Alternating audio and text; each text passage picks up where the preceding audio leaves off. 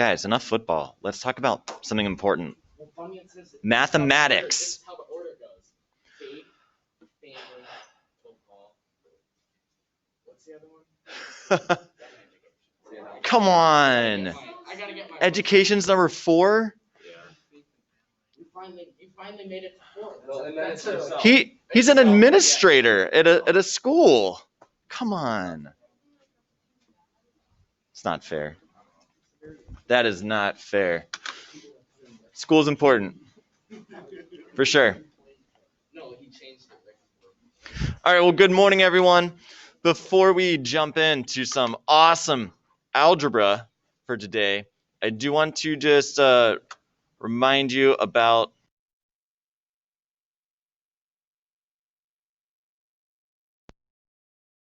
it's been this for like 4 years. And if you're ever, the main thing you're going to use on this site ever would be the calendar, all right? So I like to post things on the calendar because it's nice and easy to see where everything is. And if you go to any of like my lessons from last week, if you miss a day, you sleep in or whatever, if you click on this, it's going to have a link. And let me go to the student view. So I always post like whatever our lesson is for that day. Like our goal for today is to solve absolute value equations. And then more importantly, I've got the notes right there, like the slides that I go through are up there if you ever want to look back at those to get those examples. And also most importantly, the videos. So, I record all these lessons. And so it's always posted up here, just a YouTube link. So that's also great if you miss a day, if you sleep in, come on, it happens, right? You just can get confused with the schedule. So it's all up there. It's the same lesson. It might not be the exact one that I taught for you, for your group, but, because I have 3 different Algebra 2 classes, but it'll be one of them, depending on which one. So this is just a great place to go to see what we've done and also to look ahead, like looking ahead at this right here on the right. Would you close your huddle computers? Come on, Landon Mitch. So right here, we only have one more target, and then we're going to have our first test, next week. All right. Now, it's only on 3 targets, and I'm always going to have this posted on the calendar exactly what they are. So there are these 3 things. There's the graphing those absolute value functions, which we did at the beginning of the week. How do you feel about those, by the way? Was that okay? Not too bad, right? Today, solving equations. This is also going to be a pretty simple thing. Inequalities, you have to be just a little careful with, but otherwise it's just like solving equations for the most part. So we're just going to take our first test on this. It's going to be broken down into those 3 sections, all right? So you know exactly what you need to be able to do for next week. Now, for those of you at home who are listening, so I'm going to be giving this test on Friday next week during this time period. So Group B that you're here with me right now, you'll be taking this pencil and paper test here in class. Now, Group A, back at home, what you're going to be doing is not taking the test right now or during that time. Hooray! Instead, you're going to be going through the next lesson that I'm going to have pre-recorded and set up for you on Edpuzzle. All right, so it'll be a recording of me going through the next lesson. There'll be little mini questions and multiple choice formative checks for you and everything to make sure you're following along. And there will be a homework assignment that you'll be doing. Then come the following Tuesday, second hour, then Group A, when you're going to be in the classroom, you'll take that test. And then Group B, who's with me right now, you'll then do that virtual lesson online. So then that next Friday, then we'll all be on the same page again. Does that work for everybody? Any questions? No, we're okay. You can go like over there somewhere. Awesome. All right. At home, if anyone has a question, just give me a shout out. Thank you. Otherwise, I will just keep cruising. So that's all right here for you to know what to expect. Now, for today, we are going to get into that solving absolute value equations. But first, there was one last little piece of the lesson from Tuesday or Wednesday, I guess, that I didn't get to that I want to go over now. It's just a really small concept of domain and range. Do you remember hearing this back in Algebra 1 ever? I just want to refresh your memory with it. So if you can grab out your notes again from last time, I'm just going to kind of build off those graphs. So we're going to look at those graphs again and just talk about domain and range. It's a very simple concept. I mean, you see the definitions right here. Domain is just all the different x values which mainly means like how far to the left and the right the graph actually reaches. And the range is just the set of all the y values. So then you look like up and down, like how far up does the graph go and how far down does the graph go? And that's really all it is. Now, the only new thing that I'm going to bring in is this interval notation. And that's just a fancy way to write the domain or the range. I mean, obviously, we're not going to write every single x value that a graph hits. Instead, we write the smallest x value and then the largest x value. Like we'll say the domain goes from this number to that number. And depending on what happens on like the ends, we're going to use either these like parentheses or square brackets. And I'll do an example to show you what I mean by those. So when I'm going to group them, but it's going to look like a coordinate, like an ordered pair, but it's not. It's not a point. It's going to be like a collection of numbers. It's going to say, hey, the domain goes from this value, comma, to that value. And if it actually includes that number at the end, we use a square bracket. If it doesn't actually include that number, like if it gets really close to this value, but doesn't quite reach it, we'd use a parenthesis. And again, I'll show you what that means on my next example. But for now, just make sure that you've got domain, x values, range, y values. If you ever get confused and forget, like, wait, is domain x or y? If you think about just like alphabetically, you know how D comes before R in the alphabet? Luckily, X also comes before Y in the alphabet. So that's what I always do in my head to keep those straight. I just think alphabetically, X before Y. So domain is X, range is Y. It matches up nicely like that. And then the parentheses and square bracket, let me show you what I mean by this stuff. So this right here, this is actually an example from our notes already yesterday, or 2 days ago, I mean. And this is that basic absolute value graph, right? That main parent function with the vertex right at 0, 0, and then just moving over 1, up 1, over 1, up 1. So that's your basic absolute value graph, okay? Now I want us to think about what is the domain and range of this function. So the domain is going to be the collection of all possible x values that this graph will ever hit. Now, if I look at this, so I'm thinking, all right, along the x-axis, right? That's here, that's horizontally. And I want to list the smallest x value and the biggest x value that this graph will ever hit.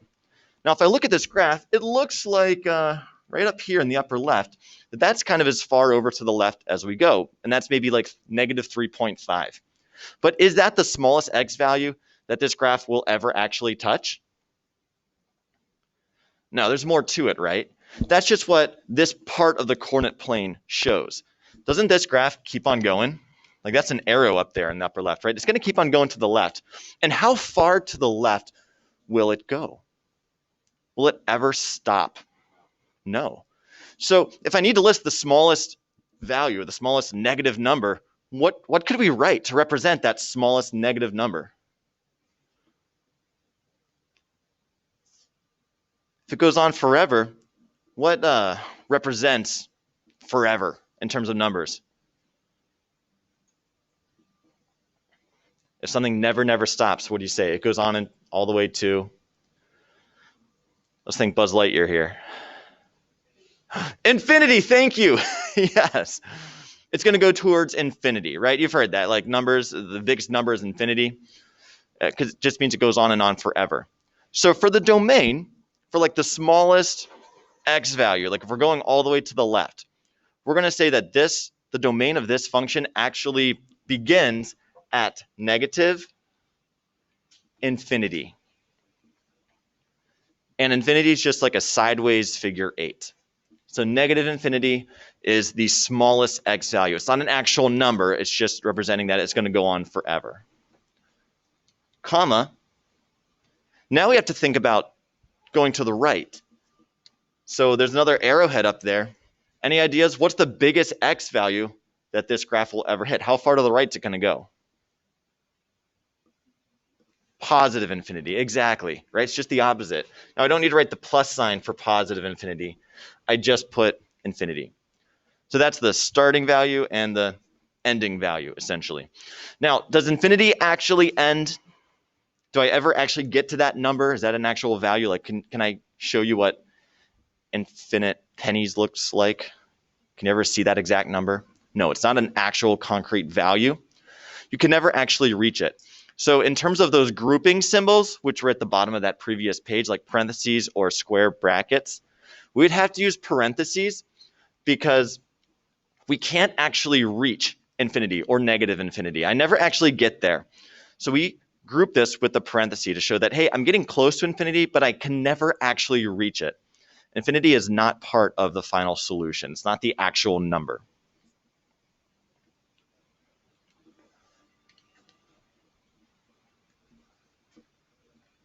Now for the range, we're going to be thinking very similar here in terms of domain, but now instead of going left and right, we need to think up and down because we're looking at the y-axis, that vertical axis. And I'm going to list two numbers, the smallest y value first, and then the biggest y value second. So what's the lowest point?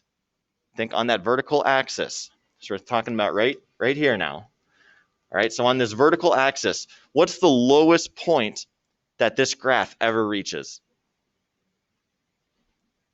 Yeah, is it negative infinity? Does it go down forever? Or does it stop actually?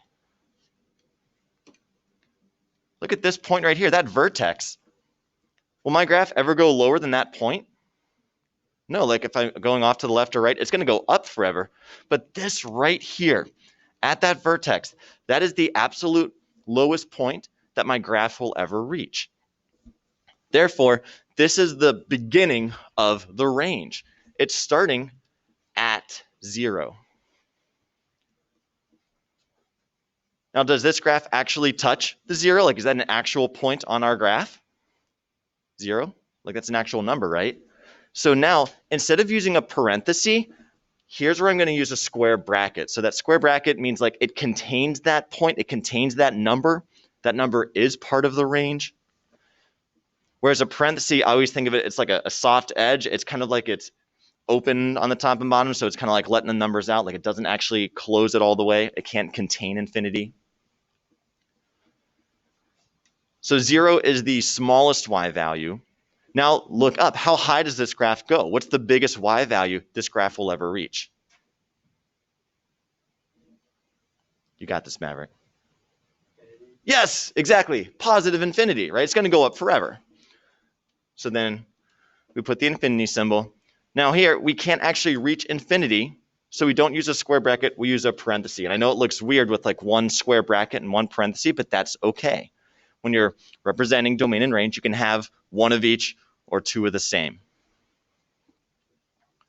And this is all that I really want you to know for domain and range. Is that okay? Not too terribly tricky, right? Domain, just think left and right. Range, think up and down. And then just a square bracket if it includes that point, and then a curved parenthesis if it doesn't actually include that number as part of the graph. All right, I've got one more that I want you to try on your own.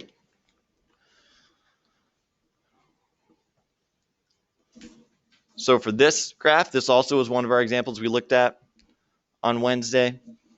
And all I want you to do is tell me what is the domain and what is the range of this graph. So go ahead right now, take a minute and try to think it out for yourself. Write something down.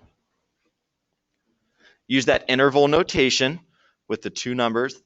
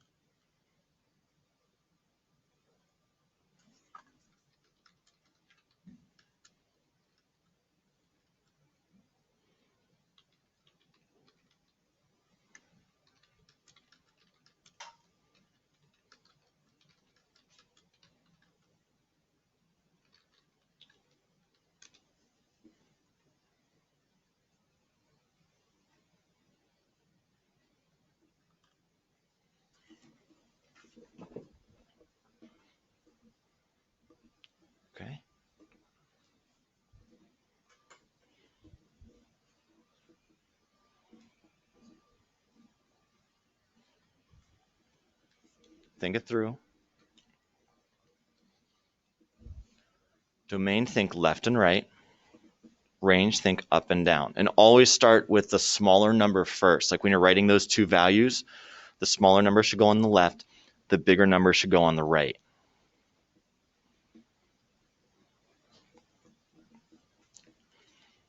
And so for that domain, think, well, how far left does this graph go? And then how far right does the graph go? What's the furthest point to the left that it will ever actually reach? And then for that range, you're thinking vertically. Start with what's the lowest point that this graph will ever reach? How far down does it go? And then what's the highest point that it's ever going to reach?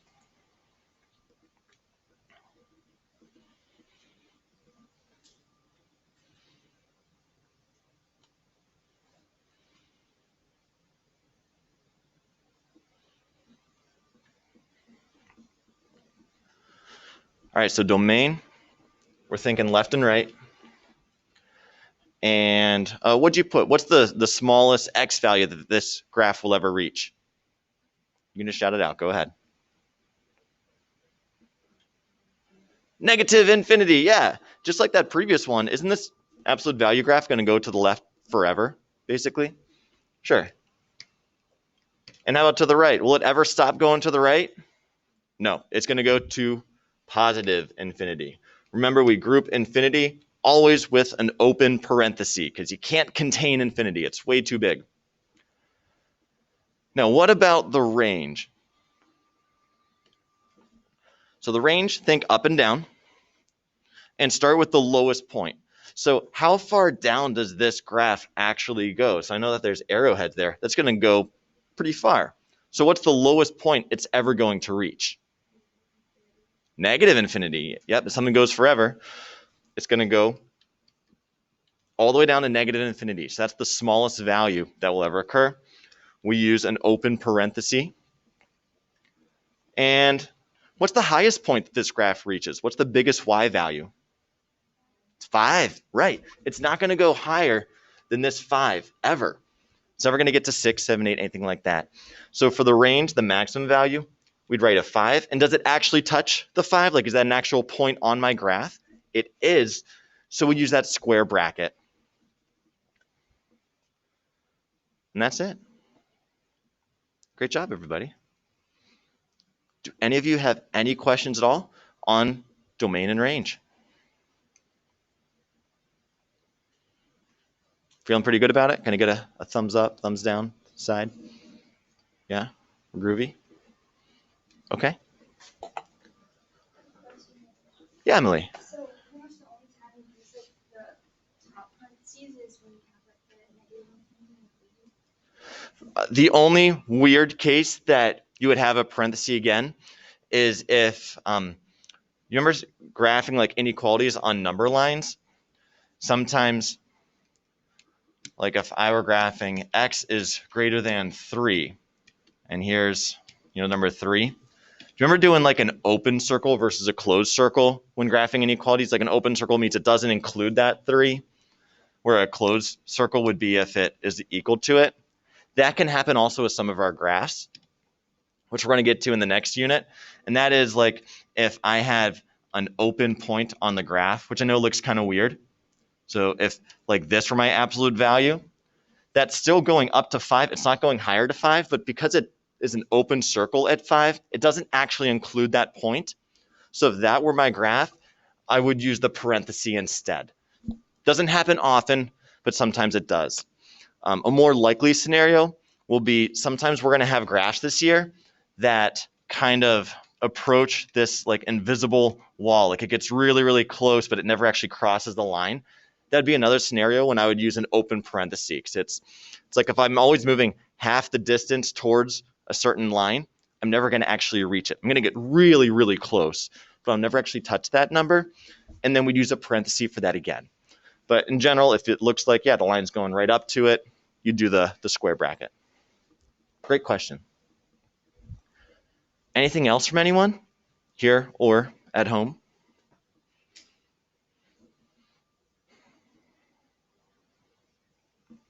By the way, I am going to be just sharing my lessons out through Google Meet from now on, because I've had issues with multiple classes trying to share it out through GoGuardian for some reason. So, but Google Meet's been working just fine. So always just at class time, just log on to meet.google.com and join with that code WOJICmath, and you'll be all set for those virtual days. Sound good? Awesome. Well then, what do you think? We finished early today, right? Wait a minute, that can't be the whole lesson. You want to learn more, don't you? Like, that wasn't enough. John's like, Wojcik, come on, I'm here to learn. Let's just, you know what?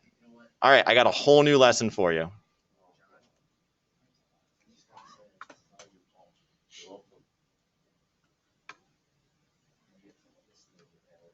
Dun, dun, dun.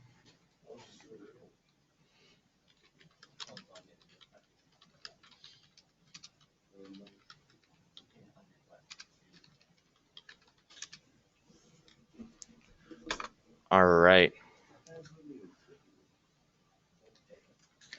Okay, so everyone, if you want to draw a line across so that whatever that domain and range is, that was all still part of that previous lesson.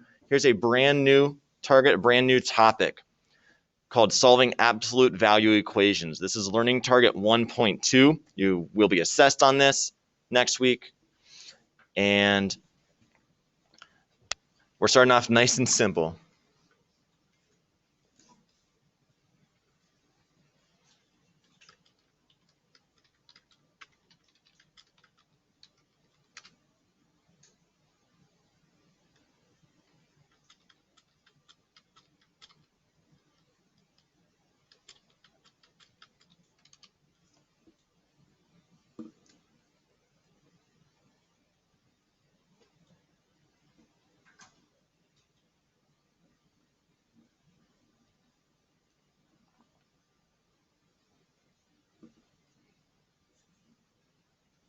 Now, you've seen absolute value back in like Algebra 1, right? Earlier than that, did you do that in middle school at all? Absolute value, some of you? Okay, cool.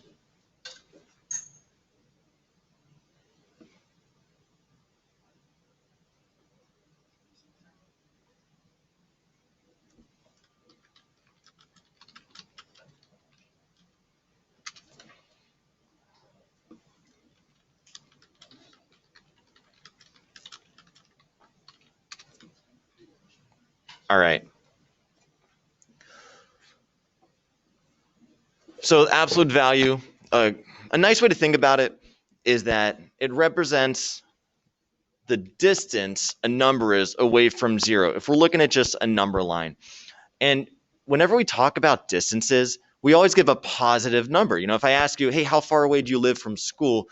You would never say, oh, I'm negative 5.2 miles, right? You just say 5.2 miles. And that can be in any direction, all right? So that's kind of a great idea for getting the notion for what absolute value is used for and kind of what it represents.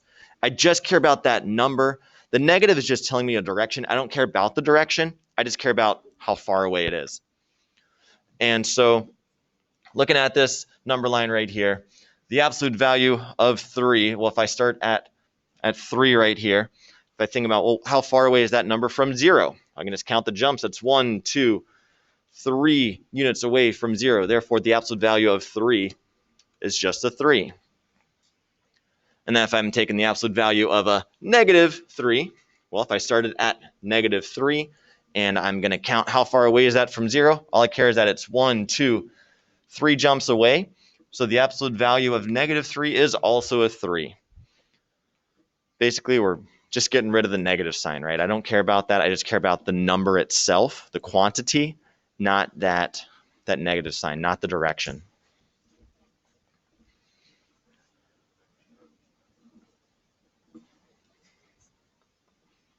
Which, I mean, this is pretty basic, right? You've all seen that before. So let's get into the main part of this lesson here. First off, for this entire year, I'm going to often ask you to solve an equation, right? Or find the solution to this equation. Now, when I say that, this phrase right here, solving an equation, that specifically means you're looking for the values that I can plug into that equation, that I can, plug in for that variable that would make that equation true. if you plug a number back in, like for x or whatever variable we're using, would that left side still equal the right side of the equal sign? Going back to that original equation that I give you. So that's what the solution means. It's the values that make the equation true. So whenever I ask for the solution of an equation or ask you to solve an equation, you need to give me all the values to keep that equation balanced. Make the left side balanced to the right side. And so up there on the board, I have a very basic equation. The absolute value of x equals 4. Now it's an equation. I got a variable in there, x. And I want you to think about what numbers could I plug in for x to make that equation true. Any ideas? 4 definitely works, right? So x could equal a 4 because the absolute value of 4, if I plug that in right there, well, the absolute value of 4 is 4. And yeah, 4 equals 4. So the left side equals the right side. 4 totally works. And I also heard you say negative 4. Well, if negative 4 is a solution, if I plug it in, it should still make the left side equal the right side. All right, so is the absolute value of negative 4 also equal to 4? Well, I'll do all the calculations on one side. Yeah, absolute value of negative 4 is 4.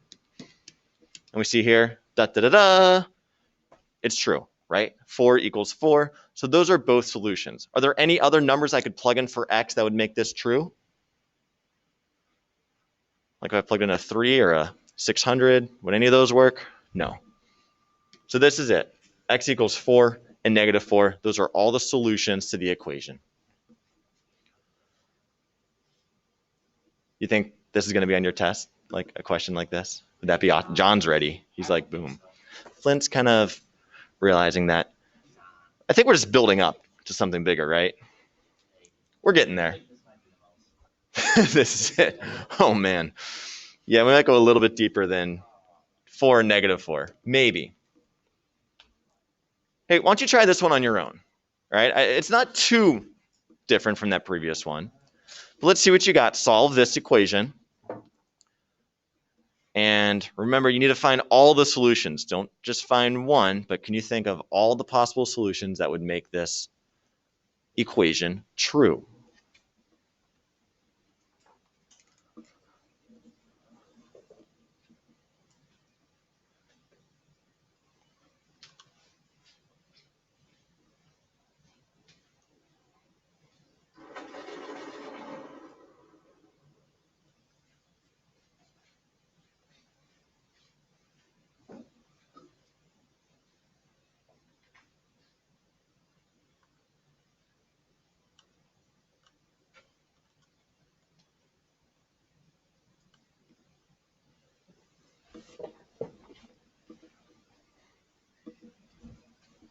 Awesome.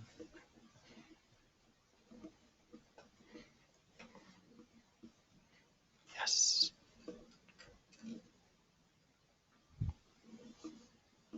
And you check them to make sure they work. If you plug it back in, do you still get the correct answer?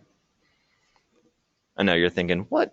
Wojcik, no one plugs their answers back in. No one checks their work, right? Come on. No. We're way too fancy for that. All right, everybody, what'd you get? 8 and negative 8? Anyone else get 8 and negative 8? Sure. So if I plugged in an 8, so if x equals 8, you plug in an 8 here, right? You add 3, absolute value of 8 plus 3, and you get 11, which, yep, sure enough, that equals 11. It's a good number. If we did the same thing with a negative 8, well, this would be negative, and then this right here would be positive, and you get the exact same thing, right? 11 equals 11. So I agree. Those are the solutions. 8 and negative 8. Congratulations, everybody. You did it. You're doing awesome. Even Flint, he's got this. So let's keep cruising. Now, obviously, our equations are going to get a little bit more involved than just that, just a single step. So I want everybody to write down these 4 steps because we're going to keep on referring to them throughout this lesson. and whenever you work on these problems. So there are 4 key steps to find all the solutions. On some of those first 2, you could kind of just look at the problem and kind of think, oh, it's 4, -4, 8, and -8. Didn't have to really do too much calculation, but we are going to be getting more involved with more complicated equations. So to keep everything straight, to help make sure you find all the solutions, not just, one of them, is you're going to start by isolating the absolute value. The word isolate just means to get it by itself on one side of the equal sign, right? If you're isolated, it means you're all by yourself. So make sure that the absolute value is all by itself on one side. Then these next 2 steps, 2 and 3, kind of go together. Once you've got the absolute value by itself, you're going to rewrite that exact equation 2 times without the absolute value sign. You're going to remove the absolute value sign. But the only thing that's different is that one of those equations, you're going to add a negative sign to the right side of the equation, to the right side of the equal sign, whatever was on the opposite side of that absolute value.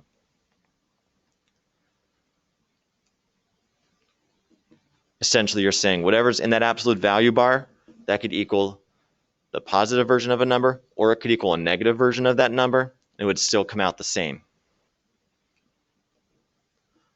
Once you've got these 2 different equations, then you just solve each of them separately for x, and you're going to get your 2 solutions.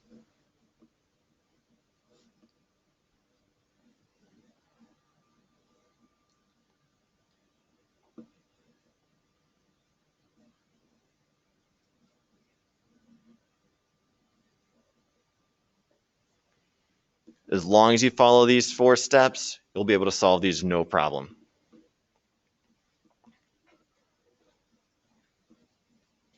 So just make sure you've got them written down in your notebook, so that when you go through these practice problems, when you're doing your homework, you can look back at these and just go boom, boom, boom. Then you do this enough times and you won't even need to look at this list. You'll just know what to do right away.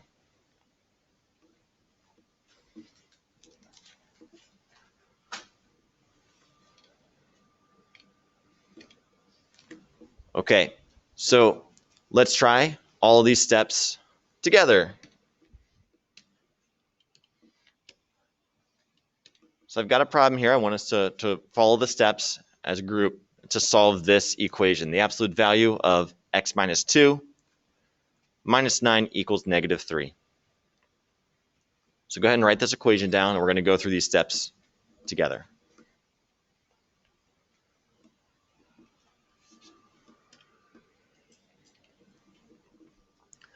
Step 1 says to isolate the variable, or the absolute value. So I want to get the absolute value all by itself on one side. So what do I need to get rid of in that equation right now? Emily? Yeah. So that's my absolute value, but there's this -9. I got to get rid of it. How do we do that? We have to do the opposite operation. So what's the opposite of a -9? Positive. So let's just add 9 to both sides.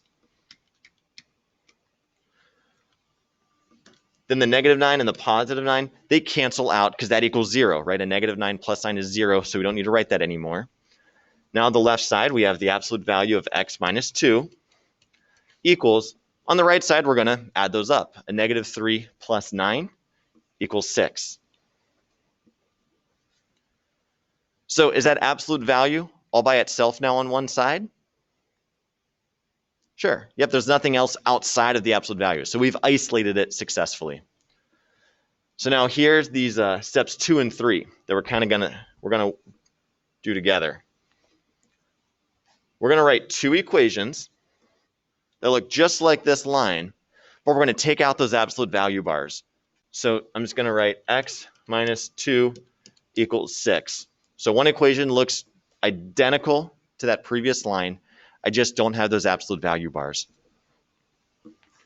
The second one is going to look very, very close. X minus 2 equals, but now here the only difference is instead of writing that +6, we write a -6. Because if this x minus 2 equals a 6 or a -6, then if I go up one line, when I take the absolute value of that, it's going to turn into a +6 regardless of whether it were a a 6 or a negative 6. So we have to take both those possibilities into account. Now, we just solve these two equations, and that'll be it. So on the left, you have x minus 2 equals 6. Let's just add 2 to both sides. Those cancel, and we see that x equals 8. Now be careful here. A lot of times when students solve one of these equations, they get a number, they think right away that the second solution will just be a negative of that number. So they'd say, oh, 8, the other one's got to be a negative 8. But that's not the case. You've got to go through and actually solve these. Because here, when I add 2 to a negative 6, we actually get a negative 4. All right, so make sure you do solve each equation separately. Don't just automatically flip the sign when you're solving. Work it out. And so then we see that x can equal an 8 or x could equal a negative 4. Should we check our answers to make sure they work, or do you just want to trust it and be like, nah, it's good? Really? What if we just look at it and just, but what if they don't work? What if it's not the real solution? Come on, let's try 8. If I plug an 8 in right here, okay, if that were an 8, 8 minus 2 is 6. Absolute value of 6 is still 6. Minus 9 gives us negative 3. All right, so that one's good. 8 works. What about negative 4? I don't know. This might not work. You don't know. Negative 4 minus 2 is negative 6.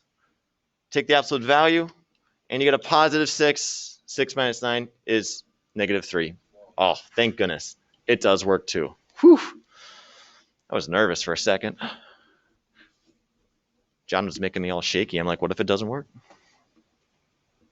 It does. Math is good. All right. Any questions on that?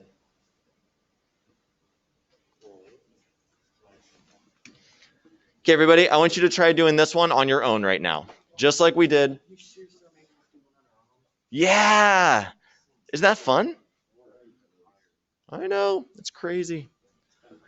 And Flint, get ready, because, we're going to have a few classes together. And so I might have a few more lessons for you in the future, where I might have you, do some math on your own, maybe.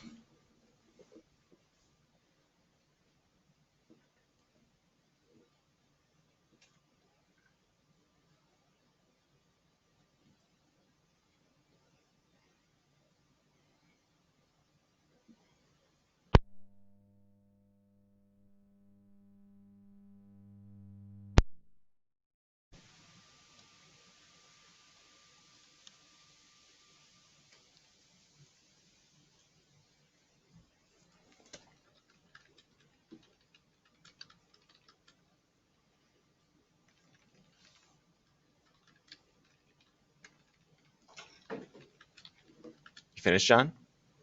Did you check your answers to make sure they work? Did you really? We don't believe you.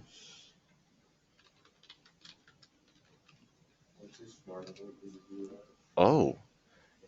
He's too smart, he says. Getting kind of confident, are we?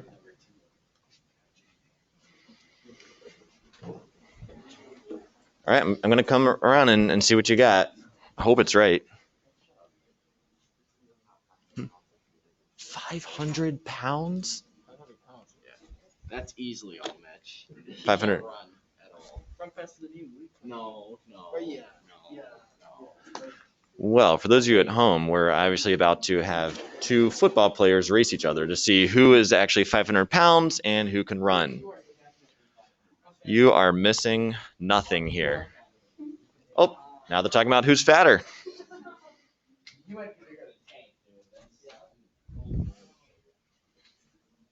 So since that's a negative 10, when you subtract an 8, what's that going to equal? Remember, that's where I said you got to be careful. When you get 1, don't just put a negative sign. Make sure you do the calculation on each side.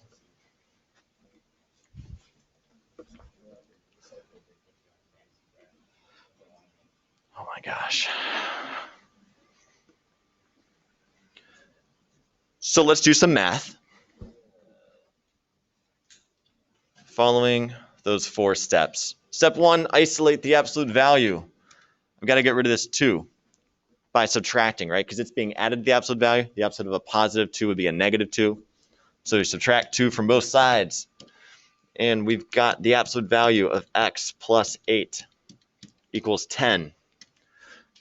From here, we write our 2 equations. Either x plus 8 does equal 10, just like we see there, or this x plus 8 could equal a negative 10.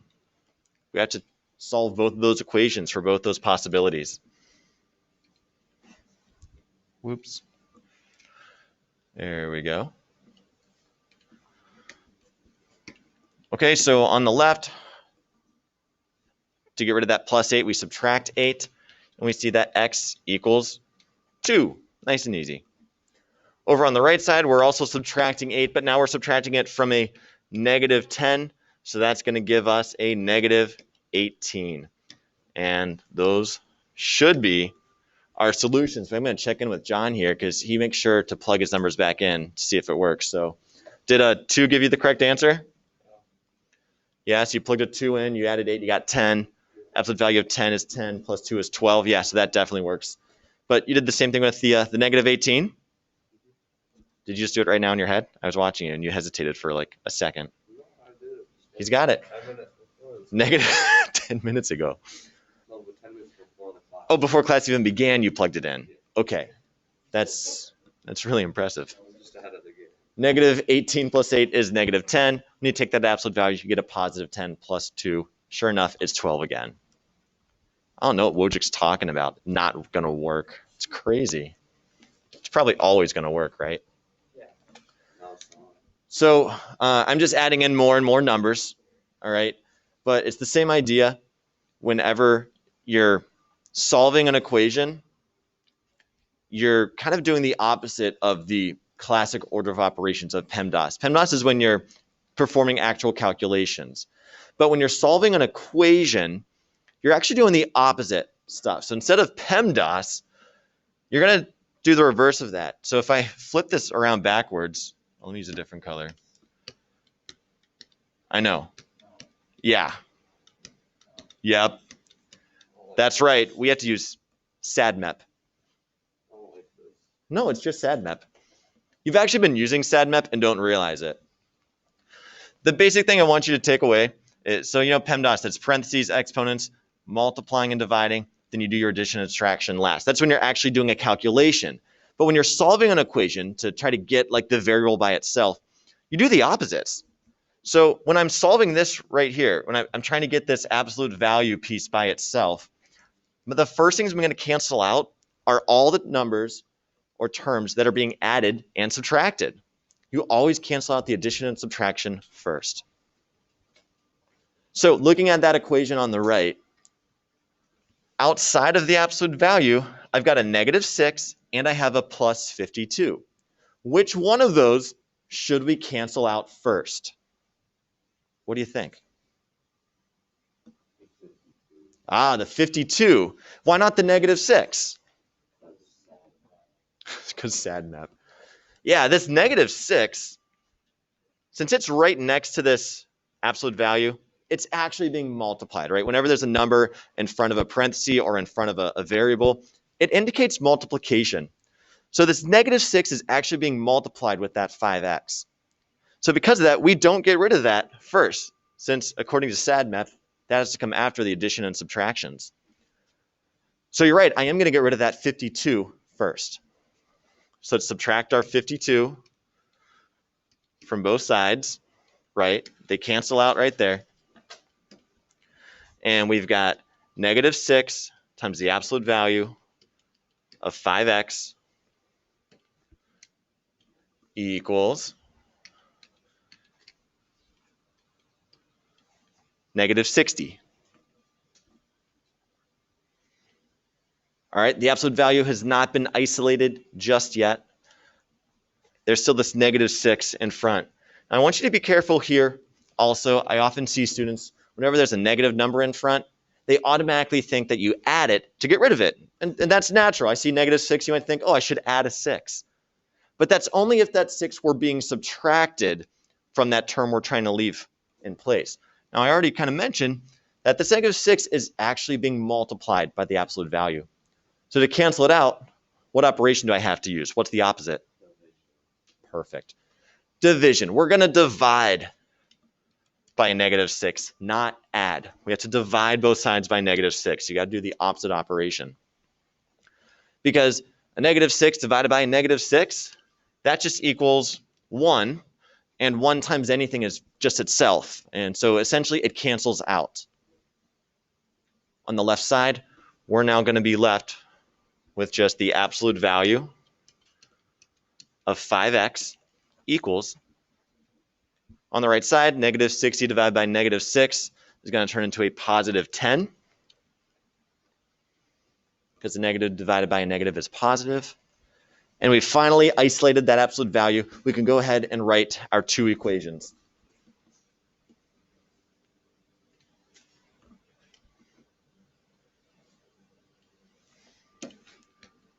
So one equation is going to be just 5x equals 10.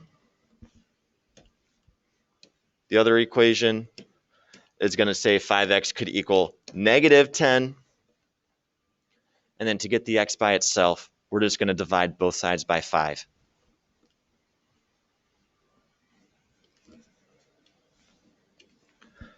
On the left, we see that x could equal 2.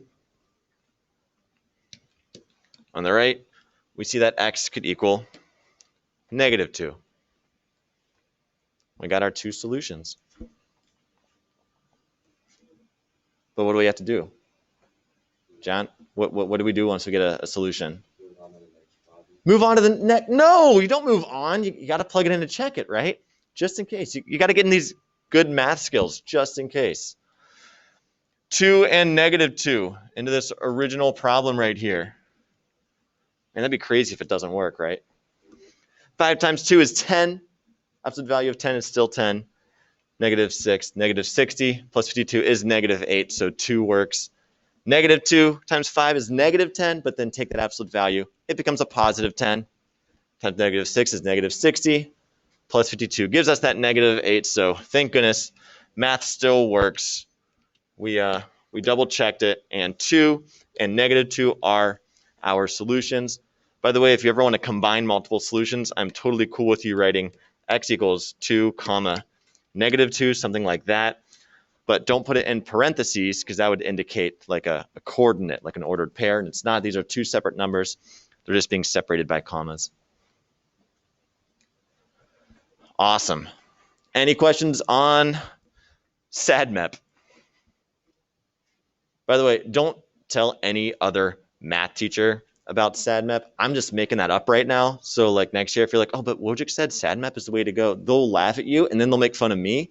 And they already make fun of me a lot because sometimes I coordinate my socks to match like my shirt or my tie. So I don't really need another thing for them to make fun of me for. Thank you. Try this one on your own, everybody. I know.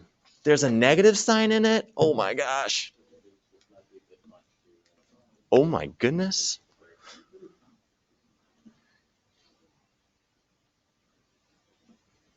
Are the jocks allowed to make fun of other jocks? Is that acceptable? Wow.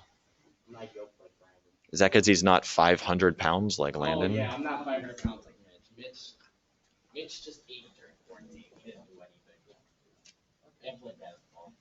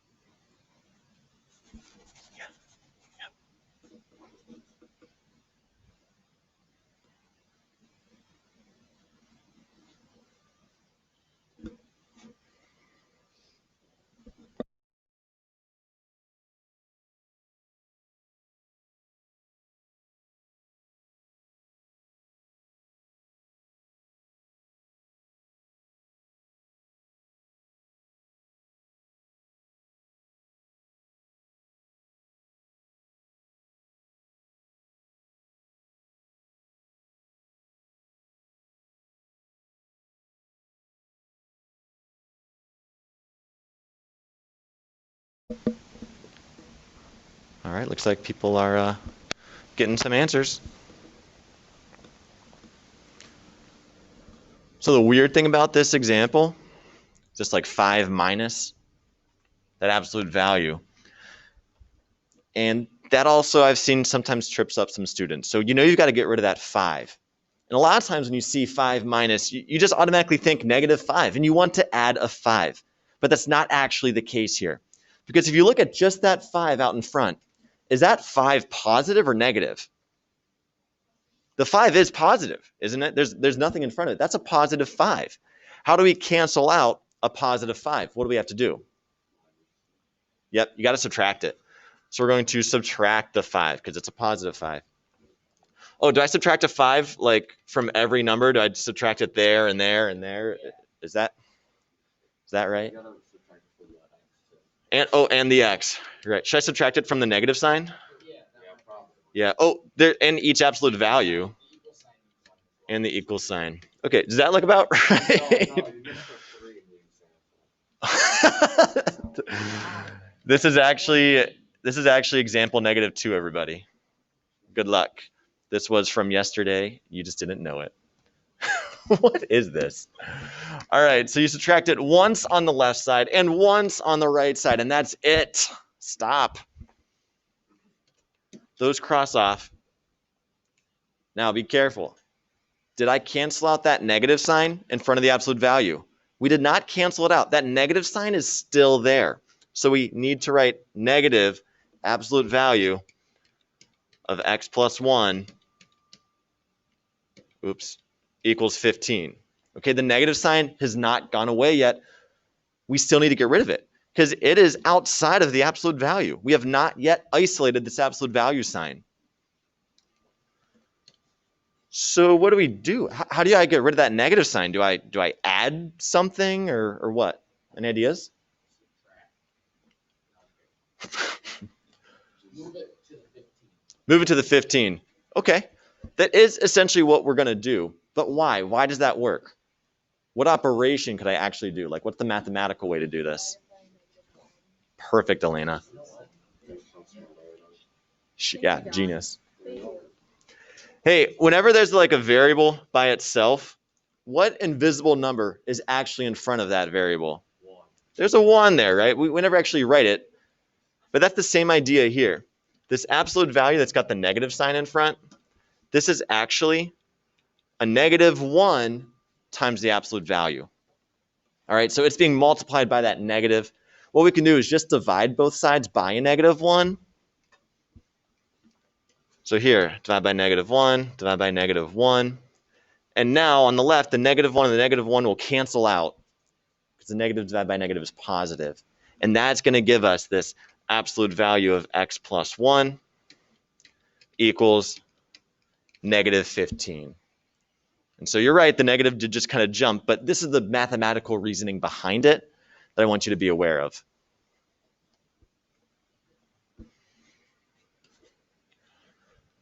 All right, so the absolute value is by itself. Let's go ahead and write our 2 equations. So we've got an x plus 1 equals a -15, and then an x plus 1 equals a positive 15. I saw this on a lot of students' notebooks.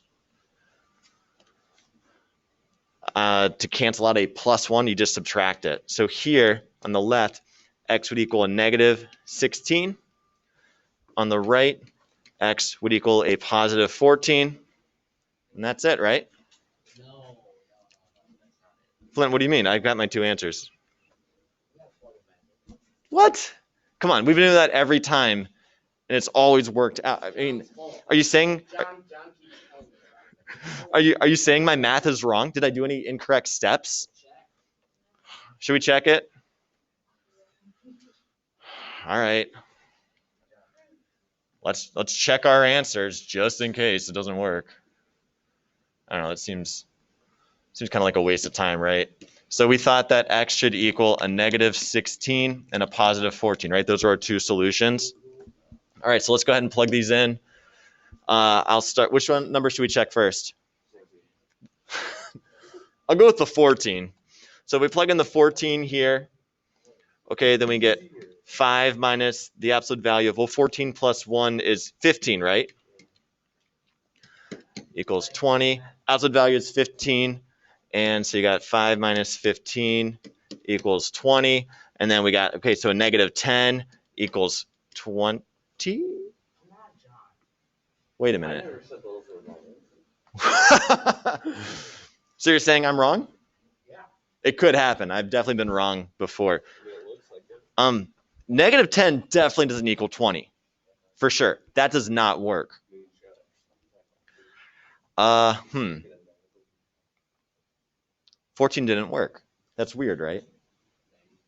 How many of you got 14 for an answer, though?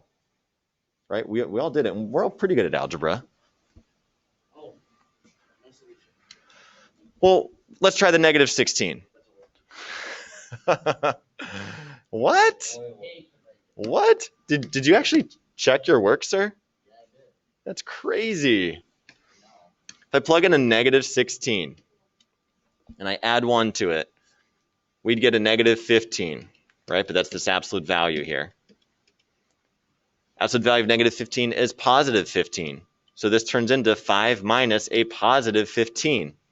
5 minus 15 is a negative 10, which, again, that definitely does not equal 20.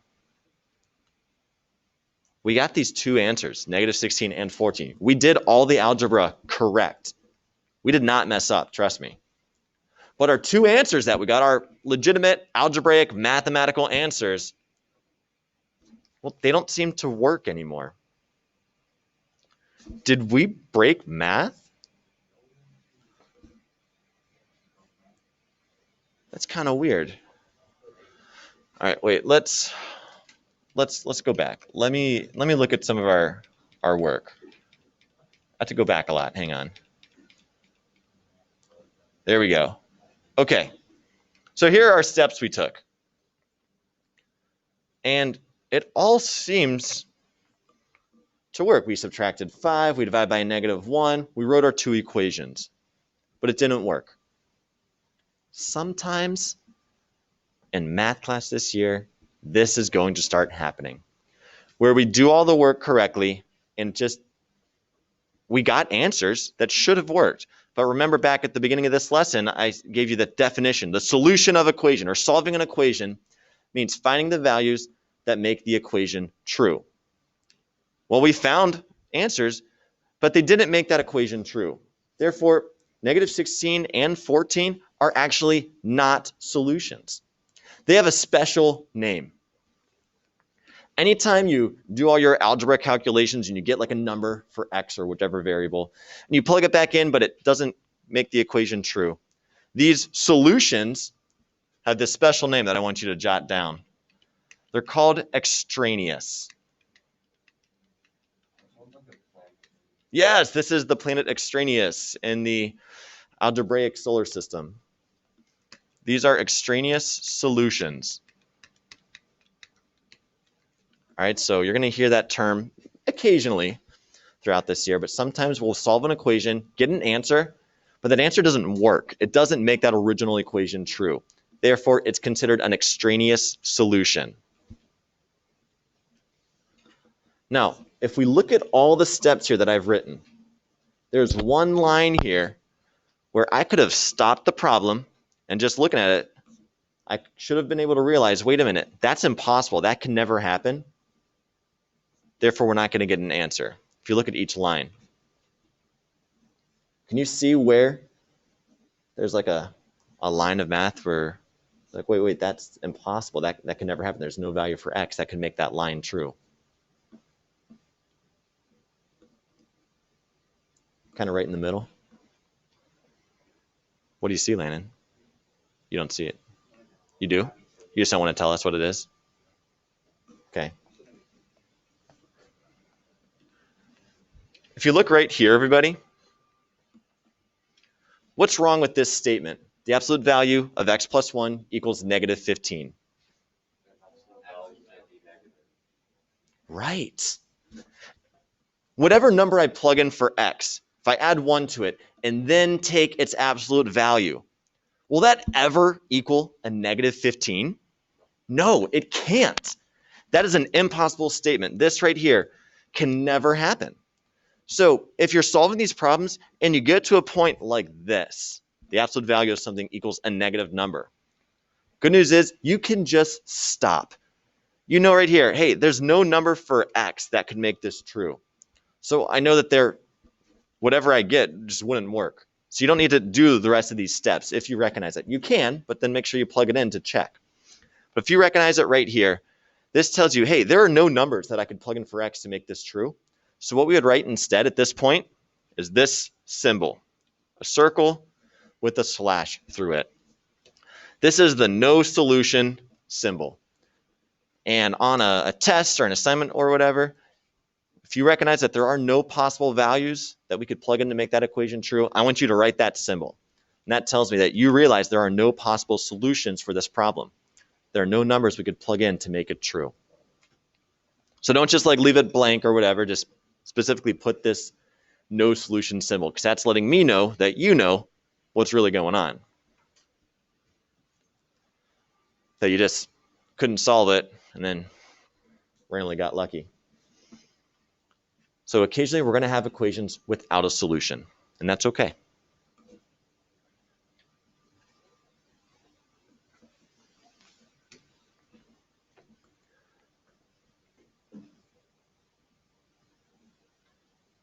So here's a nice simple problem that's going to kind of illustrate that point of an extraneous solution again. First thing we do, well, what are we going to subtract from both sides? So we get this absolute value of 2x equals negative 8. From right here, everyone, should I keep going? Should I keep on trying to solve this? No. The absolute value of 2 times any number will never equal a negative 8. This can't happen. So stop. Don't keep going. What should I write on my paper right here? 0 with the slash through it. No solution. Okay, I want to see that then on a test or assignment or whatever. So you can say, hey, Wojcik, there's no solution. That's never going to happen. There are no values for x that could make that equation true. All right, I mean, you could keep solving it and divide by a 2, you get a 4 and a negative 4, but those don't work. Can't happen. So if we look back at this original equation, that absolute value is going to be positive. A positive number plus 5 could never equal a negative 3, right? If I'm adding 2 positive numbers, it's never going to be negative. Won't work.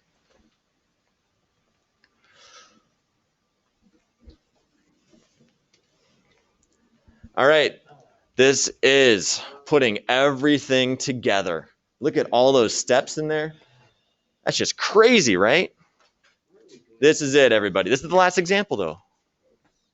When am I going to have to deal with absolute values in real life? Oh, yeah, for sure. You never need to worry about distances and things like that. That I can understand, but an absolute value? An absolute value is just a distance.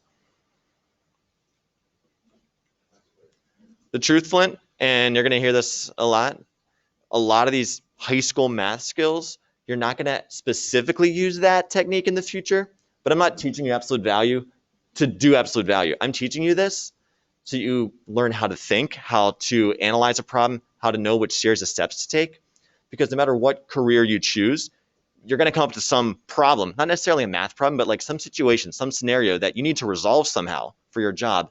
And to resolve it properly, you've got to follow a correct series of steps. And so I'm just giving you basically practice, analyzing and following these problem-solving process to get to the solution. Really? I don't think so. He's just like, don't want to just point and shoot? Yeah, that's exactly what it does. That's pretty No, much you what happened. think, you analyze. If you're in a battle, you've got to. You go into the Marines, it's gotta be strong. You know, in the Marines, Oh my gosh. Oh my They goodness. just throw you somewhere in They like take middle all of the nowhere and idiots they that are say, strong. go find someone. This makes me cry a little bit. It's goated. There's like engineering corps in the military, right? Mitch will never make it in there. See, that's why we don't go on. Or people that, invent new military vehicles or weapons or things like that. Or strategies, like the leaders. They have to think, they have to solve problems. How do I get from this point to that point? Just run. while saving as many lives as possible. Run faster. Yeah, makes sense. Even if you're Run longer. a 500-pound Yeah. high school football player. Gotta run faster. By the way, I do not condone bullying of any type, so Sorry, Mitch. this might hurt his feelings. Like, he might be joking, but then next class, you might see him in the bathroom stall with the door locked, crying his eyes out. Mitch is a very sensitive person. No, I'll pass on that. inappropriate. Come on, man. Well, it sounds like you're making fun of another student. What? Pulling, and again, that's not nice to bring up, is it? Would you like someone to make fun of one of your most vulnerable moments and then call it pulling a Martin? No. Realistically, you wouldn't. You wouldn't appreciate that, John.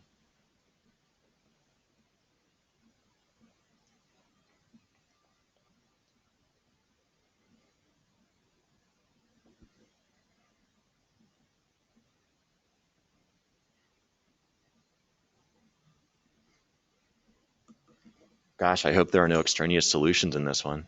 Nope. Oh.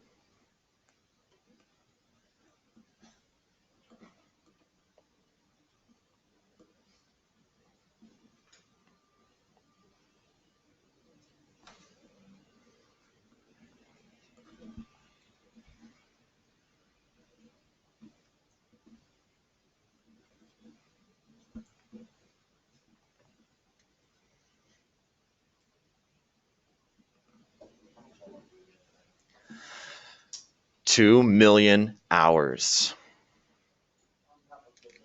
Oh my gosh. Now remember, this class, since it's block, technically it's going to be like 2 days worth of homework. You know, instead of 2 single days, it's combined into one like jumbo day. Yeah, but this homework isn't due for you until Tuesday. You got all day today, you got all day Saturday, all day Sunday, you got Monday.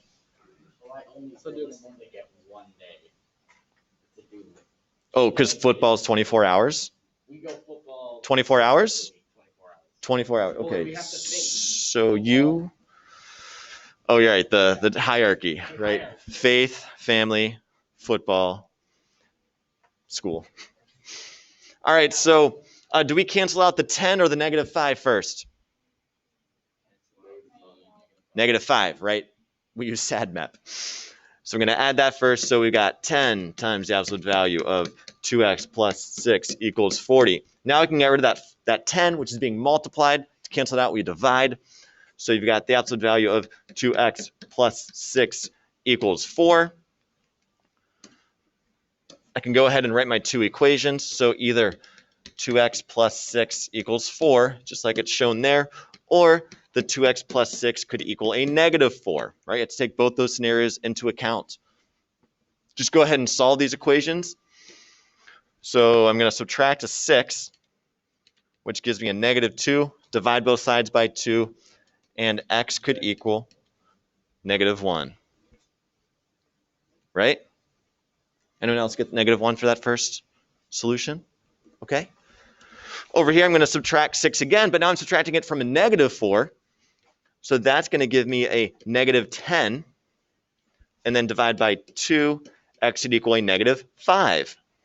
So I've got a -5 and a -1. Make sure you plug them back in, right? We do have to check them now. And do they work? Do they give us the correct solution? Yeah. Correct answer? Yes, they do. These are both solutions, -1 and -5. And that's it. That's all the example problems. Ready? Should I hit the right arrow? See if there's another one? The next one. Next arrow. But I mean, this had a lot of steps on it. I mean, what else could I do to make it more difficult? Fractions. Oh my gosh. Okay, wait. Fair point. First off, good news. It's blank. But if you do have a problem, like if I give you 5x, I don't know, equals 7. If you've got this, and to be fair, some of your homework problems on Delta Math tonight will have a solution where it's like this, but it's super simple. Because what would you do to both sides to get the x by itself? Divide. And all you have to do is leave your answer like that, okay? just leave your answer as a fraction. Are you okay with that? Yes. The only thing that you might have to do would be if you got it something like 8/6 or something. All right, that looks bad. Let me rewrite that. 8/6. So if you get something like this for your answer, what should you do to that fraction first? Simplify it, or right. So you divide the numerator and denominator by the same amount. In this case, they're both divisible by 2. So I would submit this as 4/3. That's it. Sound good? All right, these are the only types of problems you're going to have in your homework. I can give you some more difficult ones if you want. Do you want to look at more challenging problems that won't be on your test?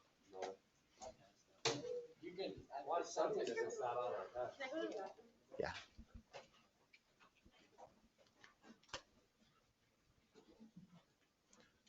Now, I mean, if you want, what if I had a problem like absolute value of x plus 2 minus 5 equals 3x plus 8? Like, what about that? What if there's a variable on both sides?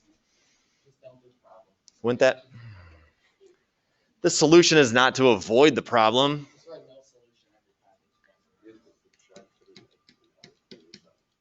So, like if I added 5 to both sides, that'd give us like 3x plus 15. This isn't actually that bad. So when I have the absolute value by itself, typically, what do we do in the next step?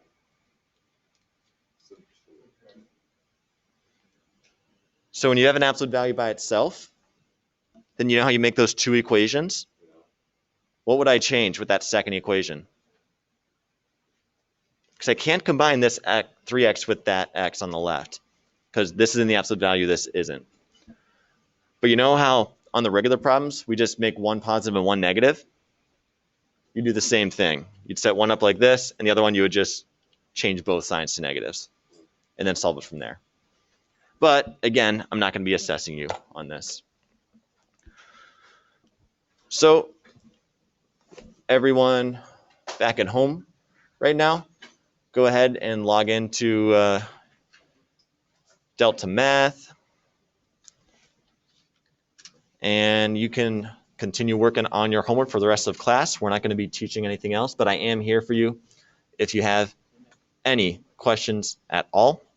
Just a reminder that you do have a test coming up in a week. And just to show you your assignment, these absolute value equations, you got 8 of them, and you're just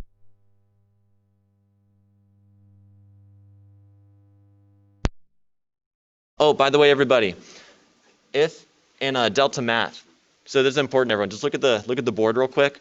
If you have to enter multiple values, right, like, hey, maybe x is 2 and -3, on the right side over here, there's this plus and minus sign. Just hit the plus, and it allows you to type in multiple numbers. All right, or more, or 4, or 5. Oh, all right, this will be fun. Oh, there is a limit, 8.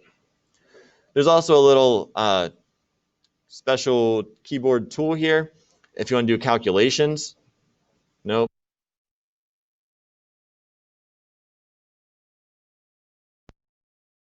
An alphabet if you want to type in messages or whatever. Functions for like sine and cosine. Oh, I love sine and cosine, don't you? We're bringing that back. For sure. Actually, that was really easy. Never mind. And we're not going to get to this stuff until like The hardest one. like March or April. So you got some time. All right, so good luck, everybody.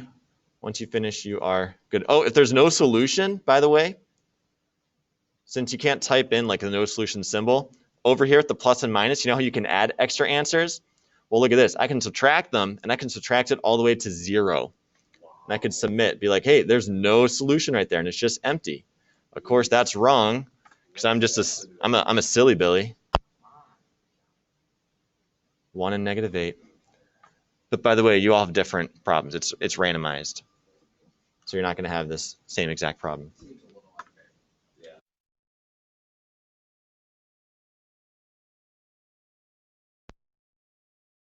I mean, if you do cheat, Then it's not fair for you everybody. you know that if you cheat, you're really just cheating yourself.